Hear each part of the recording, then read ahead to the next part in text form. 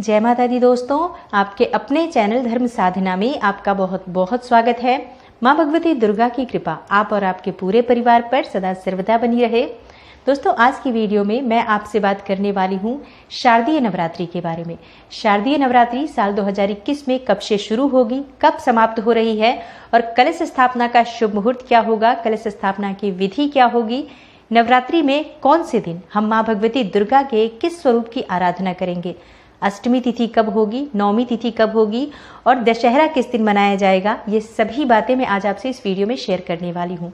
इसके अलावा नवरात्रि में किन बातों का हमें विशेष रूप से ध्यान रखना चाहिए, नवरात्रि में कौन से एक मंत्र का जप हम करें जिस एकमात्र मंत्र के द्वारा हमारे जीवन की समस्त मनोकामनाएं पूर्ण हो जाए और समस्त प्रकार की जो समस्याएं हैं उन समस्याओं से माँ भगवती दुर्गा हमें मुक्ति दिलाएं, इसके लिए किस मंत्र का हमें जप करना चाहिए। तो वीडियो को पूरा जरूर देखिए, ये सभी बातें मैं आज आपसे इस वीडियो में शेयर करने वाली हूँ। और अगर आपको आज की वीडियो अच्छी लगे तो इसे लाइक भी कीजिए, शेयर कीजिए फैमिली फ्रेंड्स के साथ। और चैनल पर पहली बार आए हैं, अगर अभी तक आपने मेरे चैनल को सब्सक्राइब नहीं किया है तो चैनल को सब्सक्राइब कर लीजिए, बेल बटन को प्रेस कर लीजिए। इससे ये होगा कि इस तरह की सभी वीडियोस की नोटिफिकेशन आपको सही समय पर प्राप्त हो जाएगी। दोस्तों, बात करें नवरात्रि के बारे में तो शारदीय नवरात्रि आश्विन मास की शुक्ल पक्ष की प्रतिपदा तिथि से लेकर नौमी तिथि तक मनाई जाती है। दशमी तिथि को दशहरा होता है। दोस्तों, नवरात्रि के इन 9 दिनों में माँ भगवती दुर्गा के 9 स्वरूपों की आराधना की जाती है और माँ दुर्गा के 9 स्वरूपों की आराधना करने से जीवन की समस्त समस्याओं से छुटकारा मिलता है, समस्त प्रकार की कामनाएं पूर्ण हो जाती हैं। माँ दुर्गा के वो 9 स्वरूप कौन से हैं? प्रथमम शैलपुत्री च, द्वितीयम ब्रह्मचारिणी, तृतीयम चंद्रघंटेति, कुष्मांडेति चतुर्थकम, पंचमम स्कंदमातेति, षष्ठम कात्यायनीति च, सप्तमम कालरात्रीति, महागौरीति चाष्टमम, नवमम सिद्धिदात्री च, नव दुर्गा प्रकीर्तिता।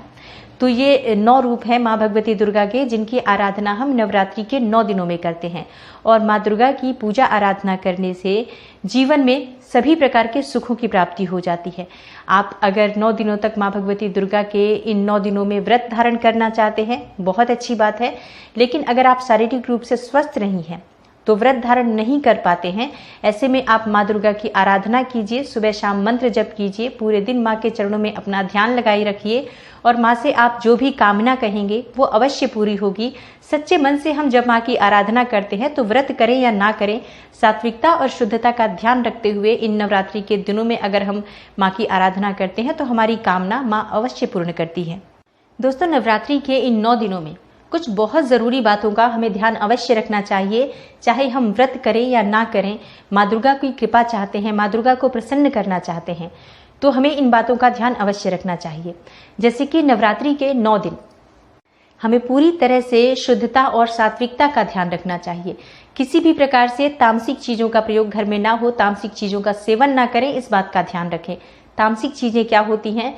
लहसुन, प्याज, मांस, मदिरा, इन चीज़ों का सेवन नवरात्रि में वर्जित है, भूल से भी नहीं करना चाहिए। और किसी भी प्रकार से घर में लड़ाई झगड़ा ना हो, इस बात का ध्यान रखें। वाद विवाद की स्थिति पैदा ना हो घर में, इस बात का ध्यान रखें। घर में साफ सफाई शुद्धता का पूरा ध्यान रखना चाहिए। नवरात्रि का व्रत कर रहे हैं या फिर नहीं भी कर रहे हैं, सिर्फ आप पूजा आराधना भी सुबह शाम कर रहे हैं, तब भी आप ध्यान रखें कि किसी भी प्रकार से आपके घर में किसी की चुगली ना हो, किसी की निंदा ना करें, किसी के भी बारे में आप अपशब्द का प्रयोग ना करें। किसी दूसरों के बारे में घर में बात करने से घर में नकारात्मक ऊर्जा की वृद्धि होती है और जहां पर नकारात्मक ऊर्जा होती है माँ का वास वहां नहीं होता, इस बात का ध्यान रखना चाहिए। तो सिर्फ कलश की स्थापना करने से, मूर्ति की स्थापना करने से या सुबह शाम पूजा करने से माँ की कृपा नहीं मिलती है। माँ की कृपा हमें तभी मिलती है जब हम अपने घर में सकारात्मक माहौल बनाकर रखें। तो आपको ध्यान रखना है, घर में किसी भी प्रकार से लड़ाई झगड़ा, वाद विवाद या फिर किसी दूसरे की बुराई घर में नहीं होनी चाहिए, परिवार के किसी भी सदस्य के द्वारा। अगर आप इस तरह से नवरात्रि में नियमों का ध्यान रखते हुए पूजा आराधना करते हैं तो थोड़ी सी पूजा आराधना से भी माँ प्रसन्न हो जाती हैं और कृपा करती हैं, तो समस्त प्रकार के दुख हर लेती हैं, समस्त प्रकार के कष्ट हर लेती हैं और सभी प्रकार के सुखों की प्राप्ति भक्तों को करा देती हैं माता, अगर वो प्रसन्न हो जाएं तो। लेकिन माँ की कृपा पाना चाहते हैं तो शुद्ध और सात्विक विचारों के द्वारा माँ की आराधना कीजिए सच्चे मन से। अब जानते हैं कि नवरात्रि कब से प्रारंभ होगी, कब समाप्त होगी और कलश स्थापना का शुभ मुहूर्त क्या है। दोस्तों, शारदीय नवरात्रि आश्विन मास की प्रतिपदा तिथि जो प्रारंभ हो रही है 7 अक्टूबर को प्रारंभ होगी और 7 अक्टूबर से लेकर 14 अक्टूबर तक नवरात्रि है। 15 अक्टूबर को दशहरा मनाया जाएगा।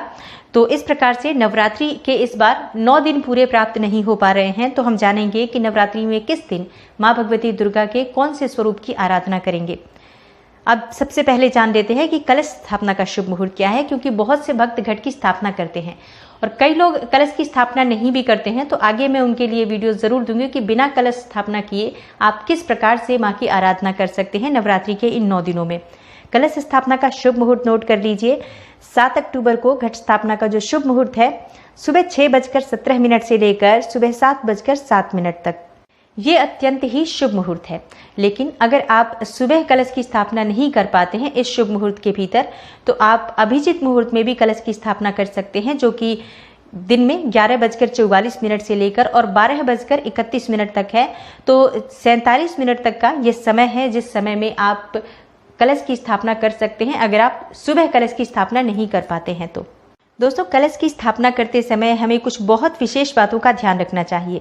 जैसे कि जहां पर भी आप कलश की स्थापना करना चाहते हैं, आप ध्यान रखें आपके घर का उत्तर पूर्वी कोना हो जहां पर आप घर में कलश की स्थापना करेंगे। घर को एकदम साफ सुथरा कर लीजिए। नवरात्रि से एक दिन पहले ही आप घर की सफाई अच्छे से कर लीजिए।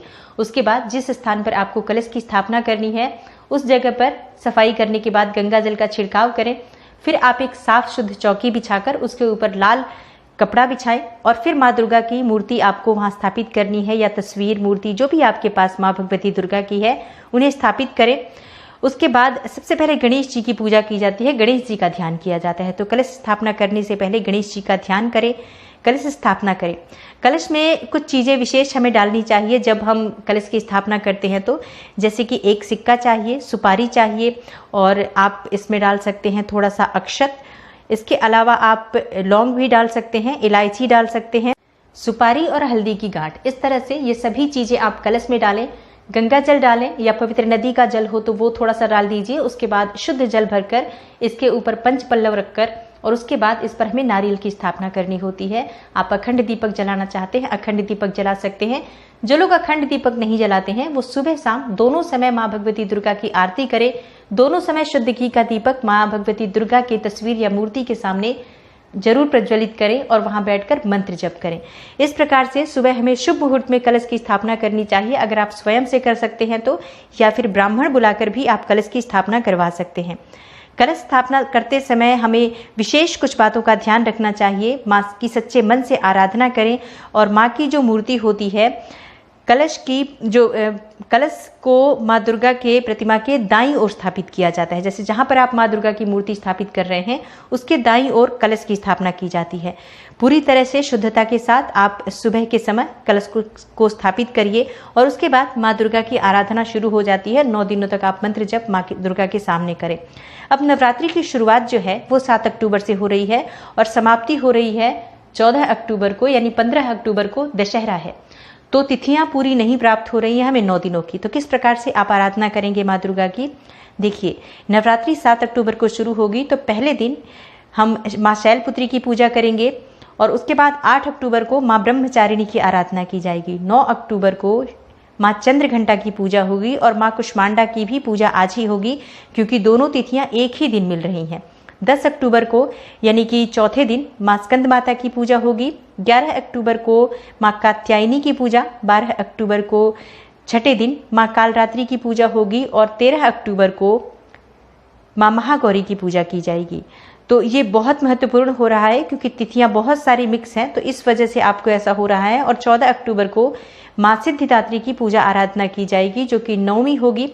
अष्टमी हमें प्राप्त हो रही है 13 अक्टूबर को बुधवार के दिन और नवमी होगी 14 अक्टूबर को जो कि गुरुवार का दिन होगा। 15 अक्टूबर को शुक्रवार के दिन दशमी तिथि है। नवरात्रि का पारण भी बहुत से लोग दशमी तिथि पर करते हैं और दशहरा भी 15 अक्टूबर को ही मनाया जाएगा।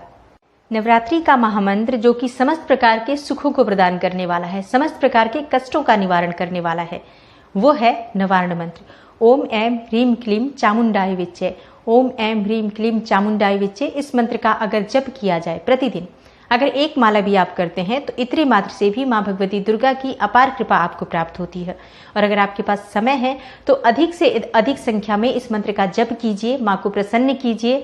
और बहुत ही चमत्कारी, बहुत सिद्ध मंत्र है ये, जो कि अगर आप नवरात्रि में जप करते हैं तो आपके मन की समस्त इच्छाएं माँ भगवती दुर्गा अवश्य पूर्ण करती हैं। तो आशा करती हूँ आज की वीडियो आपके लिए अवश्य उपयोगी सिद्ध होगी। और अगर आपको आज की वीडियो अच्छी लगी हो तो लाइक ज़रूर कीजिए, शेयर कीजिए फैमिली फ्रेंड्स के साथ। और चैनल पर पहली बार आए हैं, अगर अभी तक आपने मेरे चैनल को सब्सक्राइब नहीं किया है तो चैनल को सब्सक्राइब करके बेल बटन को ज़रूर प्रेस कर लीजिए। इससे ये होगा कि इस तरह की सभी वीडियोज़ की नोटिफिकेशन आपको सही समय पर प्राप्त हो जाएगी। मैं मिलती हूँ आपसे अगली वीडियो में, तब तक के लिए नमस्कार।